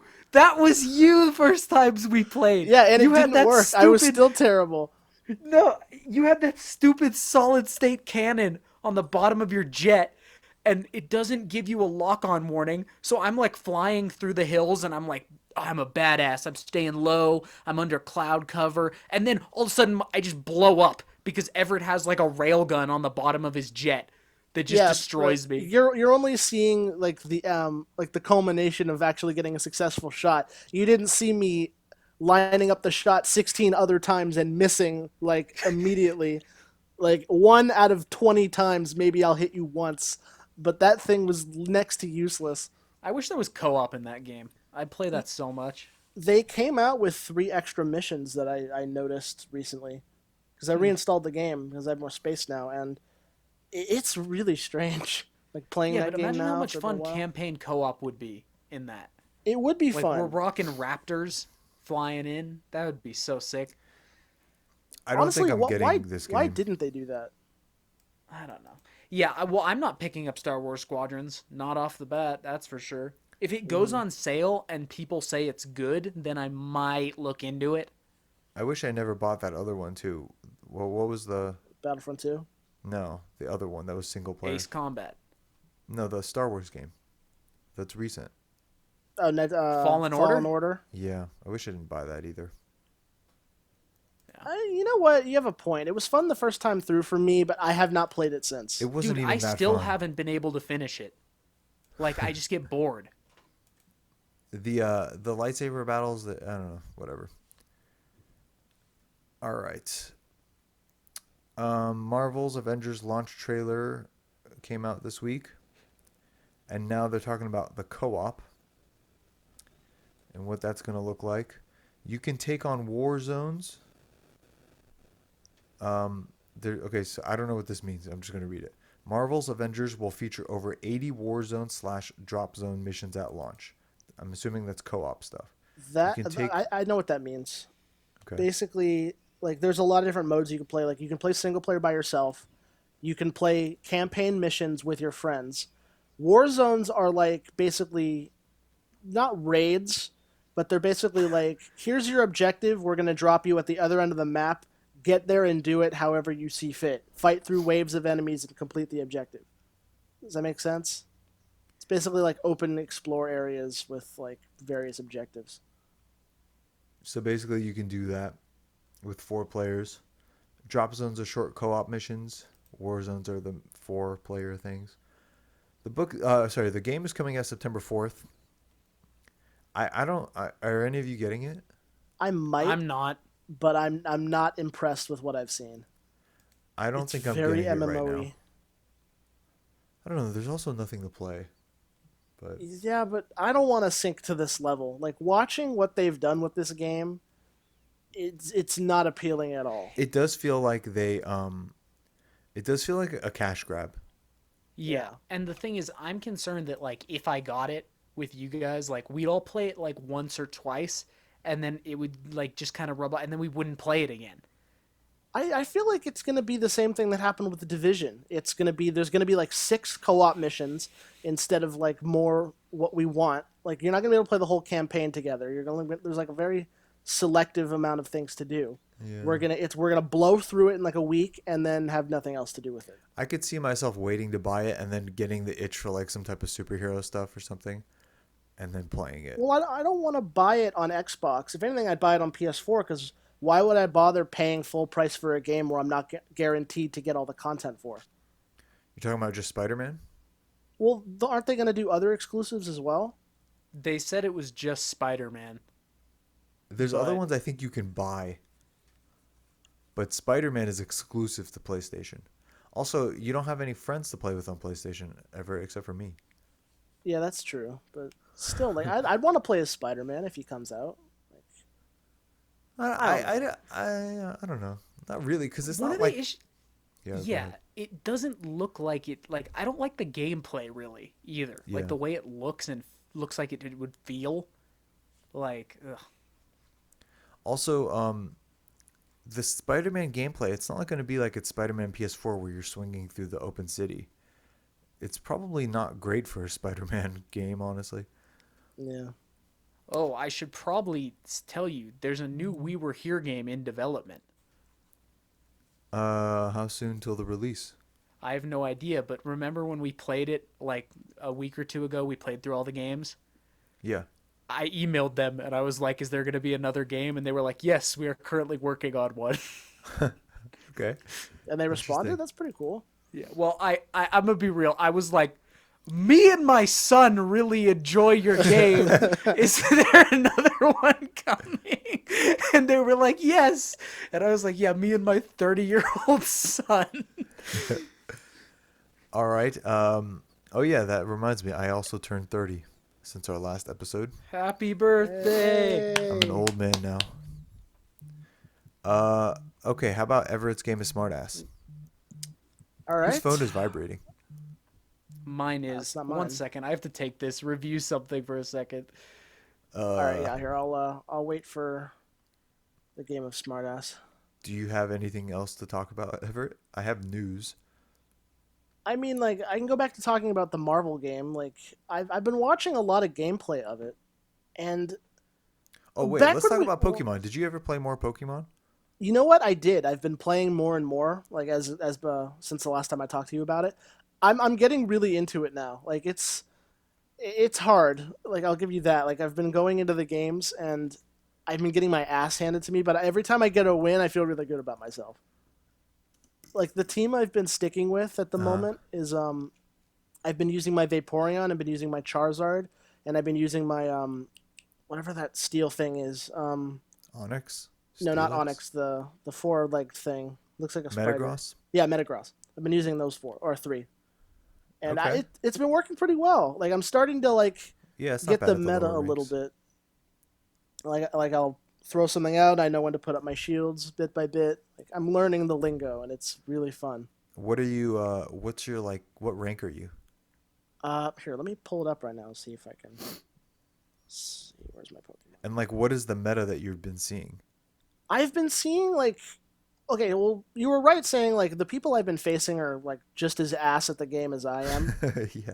So it'll either go one of two ways. It'll either I'll be immediately destroyed by somebody who knows what they're doing somewhat, Yeah. and or it'll be more fair where someone will throw like a fire type at me, and I'll use my Vaporeon to like destroy them, Right. like just right off the bat. How do I tell what level I am? I'm back. Battle. Sorry about that. When you go to the battle menu and you scroll down, you should see. I don't see it. We The talking bat- about Pokemon? Yeah. Everett's been playing. Kia's battle gotten menu? me into. Kia's been getting me into playing this battle menu. I'm in the battle menu. I see Go Battle League, nearby battle training. Nearby battle training. You just scroll Uh, down past the like options to battle between basic and premium. It still says I'm level 1, I think. You're still rank 1? Yeah, it says 1 with a gold star. Do you see current season? Yeah, ends in 15 days, Oh. 1 hour. You're rank 1. Okay. Wow, interesting. I think Yeah, on Monday I'm having a lot of all fun the with it. leagues will be available, so you don't just have to do Master League. That'll be fun. for I 2 really weeks. I want to use my higher level Pokemon and see how that works out. Yeah, so what's the meta you've been seeing? The meta I've been seeing is I see a lot of grass types. Like I've been seeing a Oh lot of wow, those Leafeons, and I see a interesting. lot of I've been seeing a lot of Dragonites. Those are like the two that I see most Well, often. Dragonite is always always around, but Yeah, but it's those are the two interesting I've been because seeing. like there are no grass types in the meta at Master League when you get to the higher ranks. Like that's just gone. Really? Huh, But I could see why you would have it at the lower ranks because a lot of people probably have really powered up water Pokemon. something like that. I don't know, there's a lot of Pokemon I don't know at all because I'm not that well versed in the more modern Pokemon. Yeah. But for the most part, like I said, they either kick my ass right off the bat or they're just bad enough to where I can outmaneuver them. Emerson, I'm telling you, you should get into this. I'm well, now is actually the best time because there's a lot of hiking trails and like paths up here that I've been going on. So yeah, I mean, It's not really that type of game anymore. You could do that, but especially with the quarantine, they've sort of made it that you can stay at just home. play. Yeah. Okay. It's really the battling. Like at some point you want to the problem is you don't have any of the community day stuff, but you can always like recapture that um in December because they have like a makeup day. Because they come with exclusive moves that you have to evolve during that specific time period, Okay. and the moves are pretty relevant to PvP. So you want to get that, and then also I think this month there are 2 community days. So like one of them's Charmander, so you definitely want to get on that because you want a badass Charizard. Yeah, I need to do that too. But yeah, you should like the amount of nuance in the battling, it's crazy. So I have a lot of like every day I'm like I wish I could battle more because I hit my limit every day. You can make a Um, second account. well, I don't have the Pokemon though. That's the problem. Okay, let's do Everett's Game of Smartass. Okie dokie. Whose turn is it to choose this week? My turn, I think. All I'll right, what would you take like to start with? Who. Who? All right. Ready? I come from another world. My height and weight are both variable. My first appearance was in 1984. I have appeared in 2 separate live action films, although the directors were different. I have the ability to merge with other living beings. I require a host to survive. Symbiote? No, I What? became an Oh, okay. It sounded like you were gonna like you weren't sure if I was you're wrong. for that answer. No, you're wrong. Okay. I became an anti-hero after living a life as a supervillain. I originally came to Earth attached to Peter Parker. Are you fucking kidding me? My Is initial it is Venom? yeah, it's Venom. You said Get symbiote. fucked.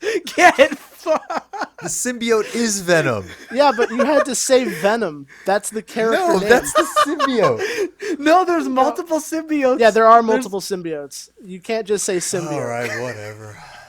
That was so funny because I was gonna say symbiote, and, and Everett's like hesitating a little bit, and then the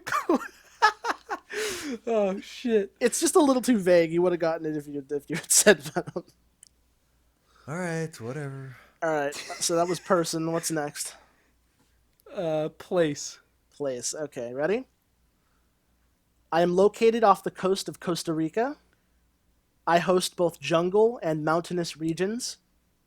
I am home to an active volcano that has erupted at least once on screen. I was intended to be open to the public, but never came to fruition. I was Jurassic Park? Yep, Jurassic Park. You got it. Jesus. Oh, I thought it was the island. I was like, what the fuck was the island called? Yeah, I and thought then I so couldn't too. tell if it was Jurassic World or like what. That too, yeah. That was another hint. If you had gotten a little further, I was eventually succeeded by the more successful Jurassic World. That, that would have been so obvious. Yeah, I know. That's like the last hint before the Oh initials. my god. Okay. All right. So we're last one is thing. You ready? I am over 100 feet in length. I have been used over the course of 3 separate wars. I have taken part in many violent battles. Over the years, I have been highly customized by my previous owners. I have made an appearance in all 9 films in the official The saga. Millennium Not, Falcon. yep, got it, Millennium Falcon. And since that's Uh, the last question, I'll do it. Double or nothing. double or nothing. Okay, ready? The Millennium Falcon is famous for making the Kessel Run in less than how many parsecs? oh my god. What the fuck, bro? Oh my god. I know this answer. Oh god. 7? Nope. It's I don't 12. fucking know. It's 12. It's 12 12. God parsecs. damn it. I knew that fucking answer. All right, so I believe you each got 1 point this week. So now it is Kia 18, Emerson 19. God damn it. All right, moving on to news. Chadwick Boseman died. Yeah. Yeah, that was Jesus. a shock. That's some crazy shit. So what it seems to me is that he was diagnosed with stage 3 in 2016, right as his career was taking off like big time, like with Marvel and all that. And it seems like he probably chose to not do chemo because he couldn't have done the movies if he was doing chemo. And so I'm not saying that he chose the movies over chemo, but he probably chose to just live out his life doing whatever he could. He got 4 years. And so he just did it, and then that's why he just died like so suddenly. Sounds like the last couple months with quarantine was like the perfect time because no one really saw him that much, and then when you did see him, you could kind of tell something was not right. But he basically, like, during his weakest moments was at home, like not on camera and not whatever. And yeah, that's a pretty brave thing to do. The thing that Yeah. gets me is how he kept it a secret. Yeah, and no one had any idea. Well, and I guess he married his girlfriend at some point in secret. Right before, yeah. Yeah, so she would get spousal benefits.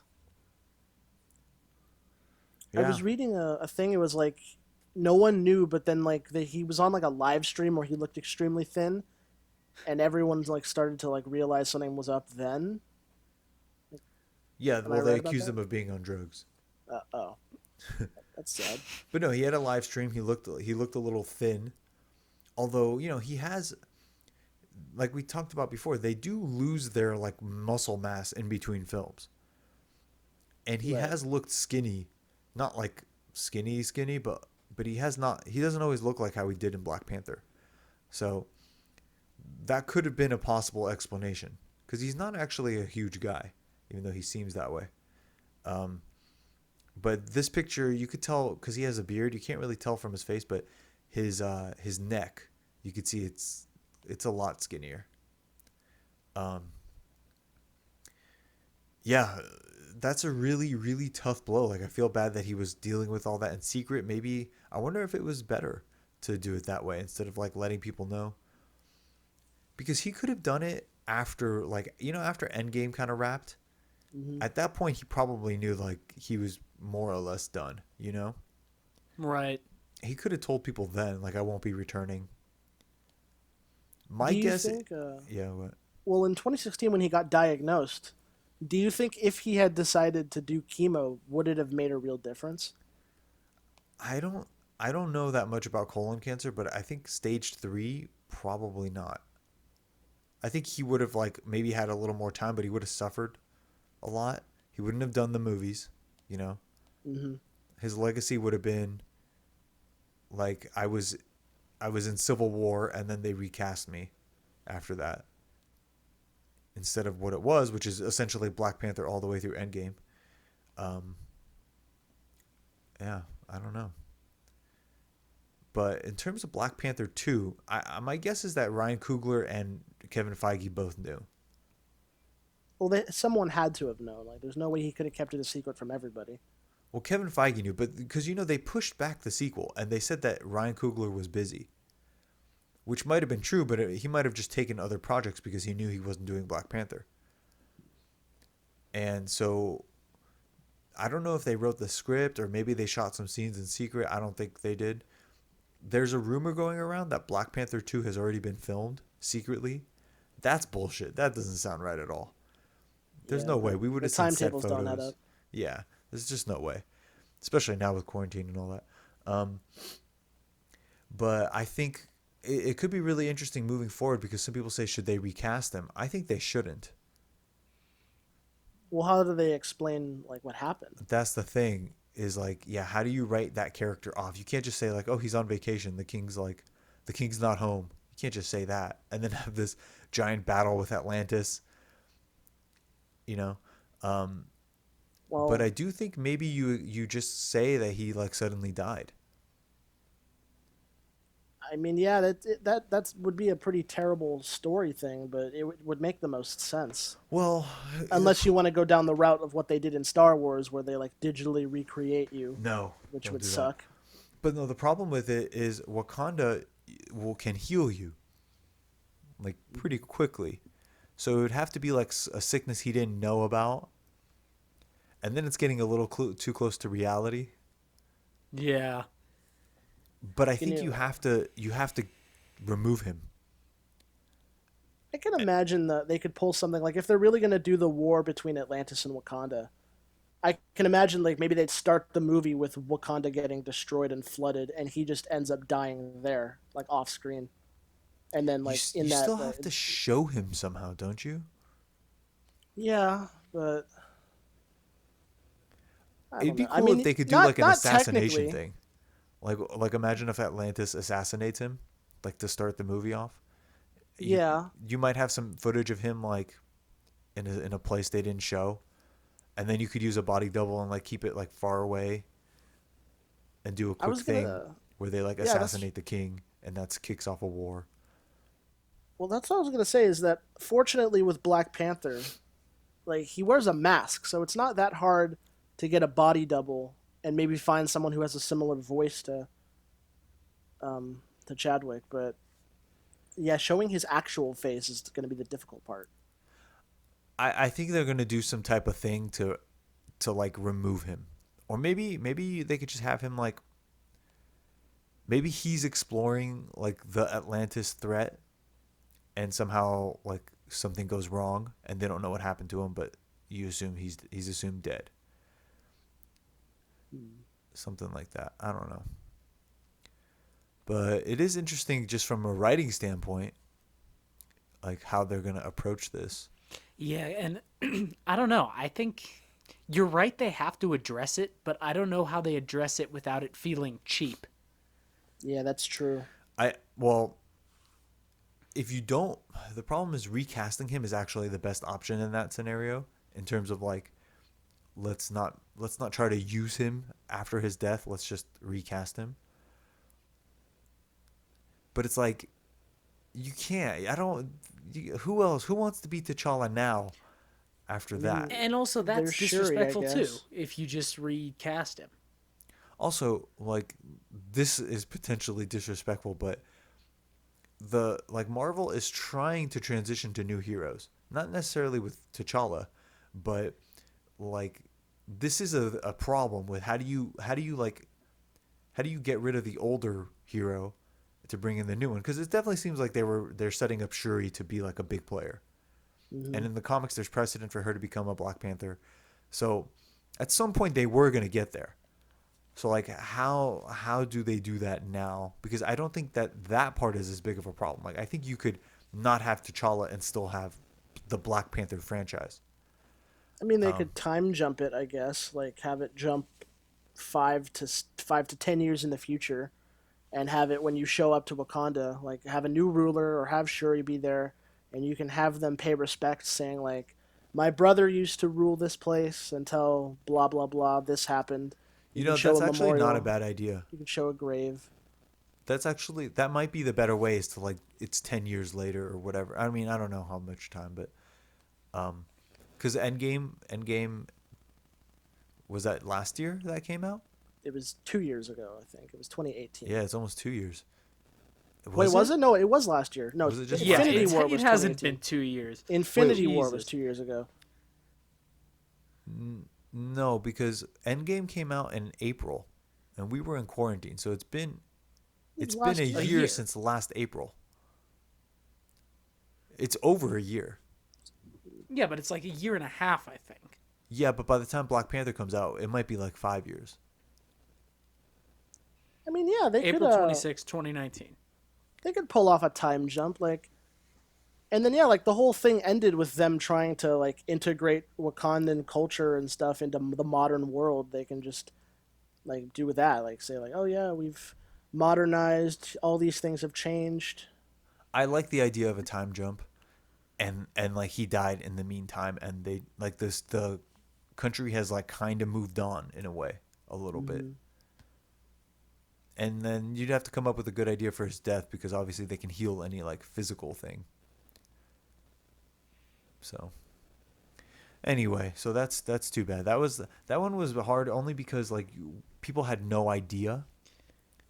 Well, people had no idea, and also like whether you liked the movie or not, like I think most people agree that Black Panther's a cool character, and like Yeah. there were some cool things you could do with him, and Chadwick Boseman seemed like a good guy. So like, Well, it's but besides that, there's also the fact that he like you realize that he knew the whole time, and so it's kind of more of a gut punch in that way. Like when Kobe died, that was bad too, but it was sudden. You know, you can make sense of it. It's not like Kobe knew he was gonna die the whole time and just like quietly left. You know. Yeah, I was gonna use that as an example. Like, it's one of those instances where you never imagined something like that would happen. And when you guys sent me that text, and I thought to myself, like, this isn't real. This is probably a hoax. And then it turned out to be real. Like, that's just insane. Like that feeling you get when you realize that that actually happened. It's like surreal. It's like you're not living on Earth for that split second. Yeah, he's young. So yeah, you need to keep in mind like no one's promising you any time, and you just have the years that you have to do the things that you want to do. yep. That's it. All right, moving on to people wasting their time. Ant-Man and the Wasp. Oh, God. So this one, Peyton Reed, the director, is talking about the new one. They're a partnership. This is about Ant-Man and the Wasp. They're a partnership, and she's a very, very important part of that. And that was a very gratifying thing. I guess technically we were the first Marvel movie with a female hero in the title of the movie. Finding that balance in that movie, that's very important to me because that's very much a men's playing field historically. But that's really, really changing now in a great way. So I'm going to just come out right out and say that he did not balance the movie properly. Do you guys Yeah. agree? I agree. Yeah. Yeah. She got shafted hard. Yeah. He failed in They, that they respect. changed her whole character. I mean, not even that. She was barely in it. And the stuff that she did do was like B plot stuff. Like that was not an equal partnership of the movie. Yeah. Yeah. And then he says he has cracked the story for the third one. Nothing is official yet, but we're quietly working. We're working through the pandemic. So You know, out of all the heroes in the Marvel lineup, I think I give a shit about Ant-Man and the Wasp the least. Like, I don't care anymore about them. Like, why? I don't want to see a third movie. I would like to see a third one better than the second one. I would like to see a third one that's as good as the first one. But remember there was all this same sort of talk around this Ant-Man and the Wasp, like how she's an equal member of that film, and like she really wasn't. Yeah. And it's really just the first movie's good. People don't give it credit, but it's a good movie. Yeah. And if I was gonna say of characters I don't care about, I got to be honest. I think the Guardians are on the bottom of the list for me. Yeah, I don't. They're all like a whole bunch of them are kind of like overdone at this point. Like, I don't care about the Guardians. Like, I never really cared about Hawkeye. Like, I don't really want to see any more about Ant-Man. I want to see Black Widow just to see what they would do with it. Honestly, But, I like, would the ones I want to see more of would probably be Doctor Strange and Black Panther, and Yeah. also Spider-Man. I do want to see like part 3 of that story. I'm excited for Doctor Strange. Like, that's like what I'm really pumped for. So I've got Chadwick Boseman. Like I've got the figure. Oh, I wanted to talk about his the figures Pricing. Yeah. So I've got the Black Panther figure. There was 2 of them. One was from Civil War, but it didn't have the Chadwick Boseman head.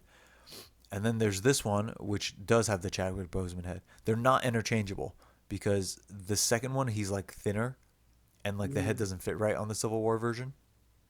which is why I bought it, because I was originally just going to buy the head, but I realized it wasn't going to fit right, and so this figure had a matching physique, so I bought this figure.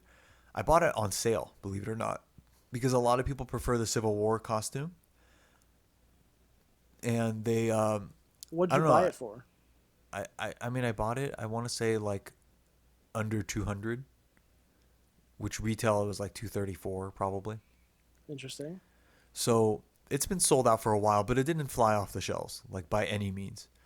And also, a lot of people think that they butchered the head sculpt because we saw the prototype paint and it looked amazing, and then you see the production paint, and in certain lighting it actually does look bad, but in certain lighting it's actually pretty good. Like I've got it right in hand on my desk right now, and it looks good. It looks just like Chadwick Boseman. So anyway, people were kind of cold on the figure. Then suddenly he dies, like in the afternoon, and immediately prices are jumping. Like they went from like 300 to 600 to 1,000. And then a lot of people are coming out and saying like this is unethical, like it's morally wrong to try to profit off someone's death. And I got to be honest, I disagree with what they're saying, because they're not profiting off of his death. That sounds like they killed him and tried to make money off of it. Like this is memorabilia, you know? Like if a painter died, you would immediately value his painting more because he's not going to make any more, right? Mm-hmm. Like that makes sense, right? Is there anything wrong with that? Like to be like, okay, his paintings are worth more now because this is it. There's nothing wrong with it inherently, but I think the reason that it like there is a bit of a sense of like, oh, now that he's dead, you're gonna jack the price up, which it makes sense, but I understand why people would get upset about it. As opposed to what? The fan wagoners who didn't care about the figure yesterday morning? No, of course, that's what I'm saying, but it's just that like it's something inherently dirty. Like it just feels like I understand it's not wrong. It makes sense, especially in the law of like supply and demand. But at the same time, I understand why people would be like, oh, like they could say, this feels like upsetting.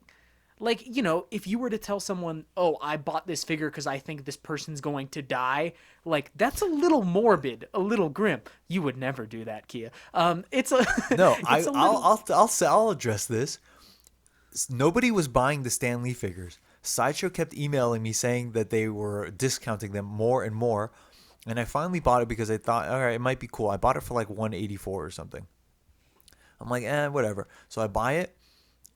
I honestly don't care for the figure that much. Like Stanley's cool, but I didn't really want to put shelf space. He didn't fit on any particular shelf, and I just didn't care. So I put it in the box, and I just held on to it. Then he died, and I sold it for $600 to people who suddenly realized they love Stan Lee, even though they're just like caught up in the moment. And I don't see anything wrong with that. No, there's nothing wrong with it, but at the same time, I understand how it's easy. Like, there's an emotional reaction to like, oh, you're making money off of like a tragedy. That's what it feels like, because like, it's like a non-logical, non-reasonable reaction. It's just this like heartfelt thing where it's like, well, you're gonna make money off a tragedy, and it's like, yeah, but so I'm not saying what you or anyone is doing is wrong. I'm just saying So I let me put it understand this way. why people think that. Wednesday morning, I decide, you know what, this Black Panther thing, I'm going to go back to the first figure. I don't really want it. I'm going to sell it. Is anyone going to come to me and be like, listen, you sold this to me for a normal price before he died, and now it's worth a lot more. So let me at least pay you back up to retail so that you don't feel like you lost out. Is anyone caring about that? Does anyone give a shit that if I undersold it? No. So if I sell it for the actual market price, which is not really $1,000, it's probably more like 600 once things settle down. Like if I sell it for 600 in 2 months, like 2 months later, is that still profiting off his death? No, but as I said, this is not a logical or reasonable reaction. It's just a visceral thing where it's like tragedy and like this feeling of like, well, they're making money off tragedy. And that's why I'm saying it won't matter in 2 months. But it's the same thing as like after Kobe died, if someone comes up and they're like, I have a Lakers jersey with his name on it, I'm doubling the price. It's Like, worth more. there's nothing. Yeah, there's nothing wrong with it, but it does also, like, in a weird way, the initial reaction would be like, that's kind of a dick move. But then if you think about it, you're like, oh no, it makes sense. And then after a period of time, you don't care. But the thing is, like, it does, like, as I said, it's not a logical or a reasonable reaction. It's just something that humans do, where it's this moment of like, well, something bad happened, but they're making like money off of I it. disagree. I think people want to buy the figure, they don't want to pay the money for it. Okay, so yeah, I mean, that could be it. I think it's something that, like, because, like, for example, I think there's a lot of people out there who aren't buying the figure who would still be like, oh, well, you raised the price, like, that's a little, and then if you ask them why, they would have no reason for why it's bad. Yeah, but let's just say, would those same people have the figure? Because if they were going to sell the figure, they would not price it at retail. No, of course not, because then it becomes a logical thing. Because you're like, okay, I'm gonna price it according to what it should be So priced. as long as they don't want the figure and as long as they're not selling the figure, they are like, oh, this is gross. Yes, of course. Because Yeah. they have no connection. That's why I'm saying it's not logical and it's not reasonable. Because they have no real connection to it. And so they just have this like, this is weird. It's stupid. Personally, I feel like you didn't want the figure yesterday. You want it today. He died. This is the way it goes. It's just part of the game. Also, Well, that's there's a lot. also There's a lot economics. Supply and Yeah, demand. there are a lot of figures right now that are worth more than retail, like a lot more worth more than retail. That the guy didn't die, and it's like, but you would pay for that. Like my Leonidas figure is worth more than the Black Panther one, but of course he's not dead. But still, like, so what, you're talking about money, like in terms of what? Like, what's the number then that you can't cross? Because if you wanted to buy that Black Panther figure right now, although supply wasn't high, he did sell out. So, like, you were gonna pay over retail anyway. So how much is too much? So if I put it up for sale right now for like $100 more than retail, am I still money grubbing and taking it? Because that was the market price roughly. Like, You so know, what is it? that actually kind of I was kind of wondering something like that. So like let's say like a musician dies and like a year later someone like the record company says like, "Hey, we're re-releasing all their music in an anniversary like homage album. Here's the price. We're going to sell it for double." Like is there any possibility that down the line they can come out with like an anniversary or like a what is it? Like a vintage figure, Of like a course, re-release of him? course, supply and demand. They came out with Stan Lee as in the astronaut suit from Guardians of the Galaxy. Mhm. They came out with that because they knew that a lot of people were trying to buy Stan Lee and wanted to add him to the collection. And the secondary market is surging because of his death. And Hot Toys realized that they could just kind of reuse some of the parts and then build the astronaut suit, and they could cash in on that surge because then it would take the wind out of the secondary market. People would buy instead of paying 600 for Stan Lee, they'd pay 200 for the astronaut version and pay Hot Toys directly. No one cares about that because they have the licensing and whatever. Although there's nothing wrong with selling markets on eBay or selling toys on eBay. So one time Hot Toys teased T'Challa in his like king robes, like not this Black Panther suit, and they was supposed to go along with the throne, but they produced the throne, but they didn't produce the civilian version. So like they could just release that. If they released that today, a lot of people would probably just buy that, and they could do this at any given time. And guess what happens? If you do that, then my Black Panther that's worth, let's just say like $1,000 right now, the value will go down. And I can't bitch and moan about that either, because that's just how economics work. So it is what it is. You didn't want the figure yesterday, you want it today. Things have changed. The price has gone up. It's just the way it is. All right, let's switch gears to New Mutants. Oh God. So the movie has come out. Yeah. Where? I don't Theaters. know. Yeah, I Really? don't know. Like I feel where like I've been it's not seeing near news me. about this movie for the last 2 years.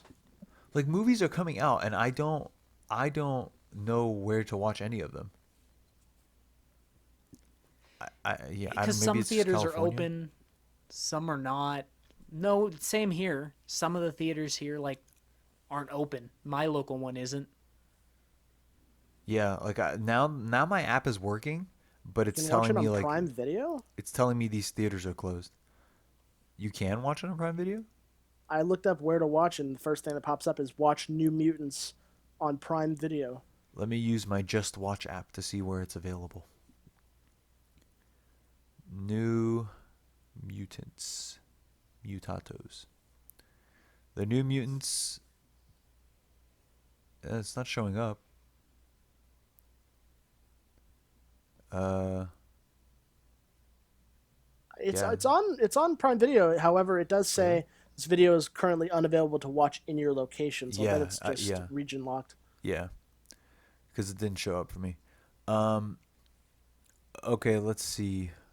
I'm not gonna. This is a giant quote. This is the New Mutants co-creator Bob McLeod bashes final Fox X-Men film. End credits misspelled his name. He said, "I was very excited when I heard they were making a New Mutants movie. I thought making it into a horror movie was perhaps an interesting idea, but not at all how the characters should be introduced to the public at large. But hey, my characters are in a movie. I would never have thought that would actually happen. But then I was disappointed when they didn't give Danny braids, although I like Blue Hunt. I was disappointed when Ronnie wasn't a redhead with spiky hair, although I adore Maisie Williams. I was disappointed that Sam isn't tall and gawky, although I do like Charlie Heaton. But mainly I was very disappointed that Roberto isn't short and dark-skinned, yet another example of Hollywood whitewashing.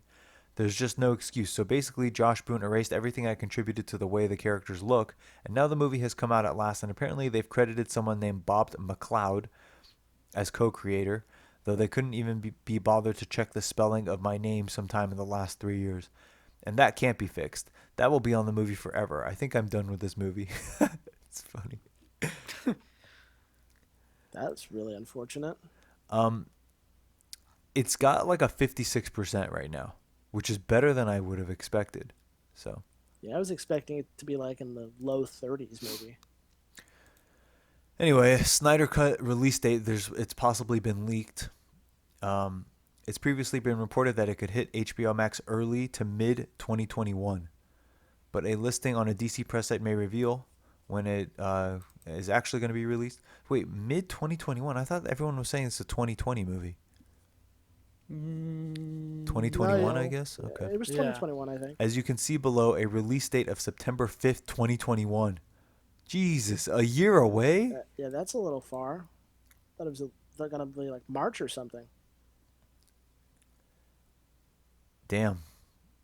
In related news, Snyder was asked about Justice League's title during a recent interview. When he was asked about it potentially being called Zack Snyder's Justice League, the filmmaker responded, "I think it's all right. I'm just doing some small negotiating." September 5th? Dude, I want to see that movie too bad. I can't. A fucking year? Jesus. Yeah, that's well, at least way it'll be a lot. 4 hours, 5 hours. All right, so for next week, Mulan. Are we doing it? We got the first 3 episodes of The Boys coming out this week as well. I mean, I guess, I yeah. don't know. Let's. I don't know if I'm let's- going to watch it, to be honest. I'll watch The Boys, but I'll watch it we as can well. just review it. I need to get my internet more stable. But yeah, okay. If we're gonna do Milan, But I don't think I'm going to pay for it. I don't want to support like the Chinese government in that way. yeah. So, yeah, I might have to find some alternative means. It's $30 on Disney Plus. Yeah. See, the problem is Jade's going to want to watch it, and I can't, like, torrent it and then watch it with her unless, I guess maybe I could stream it to the TV through my computer. We'll have to see. Anyway, so, okay, we'll do Mulan next week. All right. All right, see you guys later. See ya. See ya.